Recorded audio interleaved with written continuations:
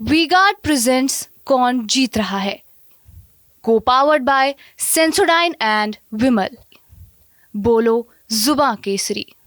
गरीब को कैसे अभाव में जीना पड़ता, बिजली नहीं, गैस के चूल्हे का तो सवाल नहीं, नौजवान के लिए पलायन करने के सिवाय कोई चारा नहीं। जब वापिस आते तो गरीबों पर कोई और बैठ जाता था।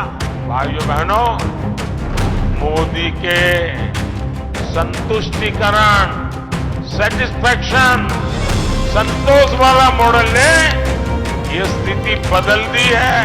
जमीन माफिया की कमर तोड़ दी है, कमर। पूर्वांचल में बीजेपी की फतह तय करने के लिए प्रधानमंत्री मोदी ने जमकर चुनाव प्रचार किया। आजमगढ़, जौनपुर, भदोही और प्रतापगढ़ में जनसभाएं की। प्रधानमंत्री पूर्वांचल की सियासी नब्ज को बहुत अच्छी तरह से जानते हैं, किस रैली में क्या मुद्दा उठाना है और निशाना किस पर साधना है।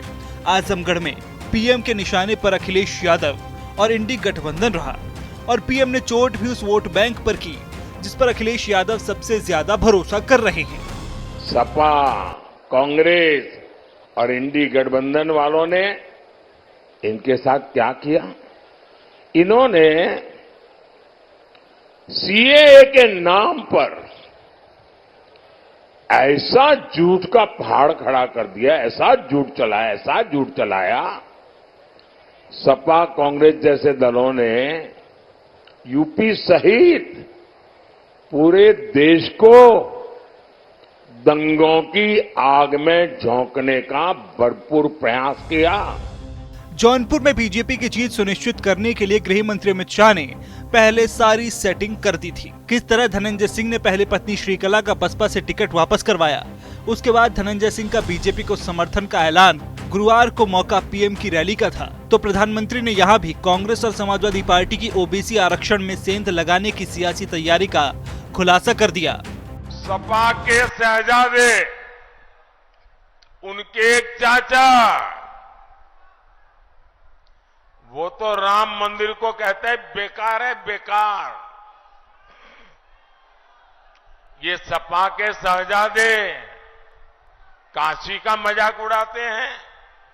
साथियों, अपने वोट बैंक को खुश करने के लिए ये लोग हर हद पार कर रहे हैं। ये माताओं बहनों के साथ जुल्म हो रहा है, ये समझने को तैयार नहीं। क्यों? वोट मिलता है। ये आर्टिकल 370 जो हटाया हमने, देश का संविधान पूरे देश में लागू किया, अब कहते नहीं हम 370 की दीवार फिर से बना देंगे। ये धर्म के आधार पर देश में आरक्षण की वकालत करते हैं। ये देश का संविधान बदलकर एससी, एसटी, ओबीसी को जो आरक्षण मिला है उसका हक छीनना चाहते हैं, डाका डालना चाहते हैं, और ये काम उन्होंने कर्नाटक में कर दिया। इधर प्रधानमंत्री के एक के बाद एक अखिलेश पर सियासी हमले किए जा रहे थे तो उधर सपा अध्यक्ष अखिलेश यादव ने भी अपने ही स्टाइल में प्रधानमंत्री पर बिना नाम लिए कहा कि कुछ लोग राजनीति में तुष्टीकरण में जी रहे हैं। कुछ लोग राजनीति में आत्म तुष्टीकरण में जी रहे हैं और देश मनमर्जी वालों से नहीं चलना है। जो मनमर्जी से और आत्म तुष्टीकरण के लिए बात कर रहे हैं, उन्हें सोचना पड़ेगा कि अब देश का एक एक नागरिक संविधान की बात सुनना चाहता है। मन की बात नहीं, संविधान की बात होगी, मनमर्जी नहीं। आत्म तुष्टीकरण वालों को हटाया जाएगा। प्रधानमंत्री ने भदोही और उसके बाद प्रतापगढ़ में इंडिया गठबंधन के बिखरने की तारीख का ऐलान भी कर दिया। पीएम ने साफ कहा कि 4 जून के बाद खटाखट इंडिया गठबंधन टूटेगा और रायबरेली में राहुल गांधी की हार का दावा भी कर दिया और कहा कि 4 जून के बाद दोनों शहजादे विदेश निकल जाएंगे। 4 जून के बाद मोदी सरकार बनेगी तो आपको पता है और भी बहुत कुछ होगा। बताओ क्या होगा? बताओ। ये इंडी गठबंधन टूट करके बिखर जाएगा, खटाखट खटाखट।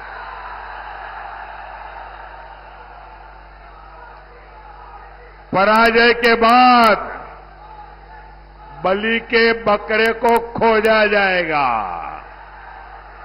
खटाखट खटाखट। और शहजादे, चाहे वो लखनऊ वाले शहजादे हो या दिल्ली वाले, ये शहजादे गर्मी की छुट्टियों पर विदेश निकल जाएंगे। खटाखट खटाखट। पूर्वांचल किसी वक्त में सपा बसपा का गढ़ माना जाता था, लेकिन यहाँ प्रधानमंत्री की रैलियों में निशाने पर समाजवादी पार्टी का गठबंधन रहा और बीएसपी पर चुप्पी साधना बड़े सियासी सवाल खड़े कर रहा है। पूर्वांचल की लड़ाई में बीएसपी पर चुप्पी बीजेपी के लिए क्या चुनावी फायदा साबित होगी, क्योंकि अगले 3 चरणों में होने वाली इन 41 सीटों पर हर सीट पर दलित वोट निर्णायक भूमिका में है। वी-गार्ड प्रेजेंट्स कौन जीत रहा है, को पावर्ड बाय सेंसोडाइन एंड विमल। बोलो जुबां केसरी।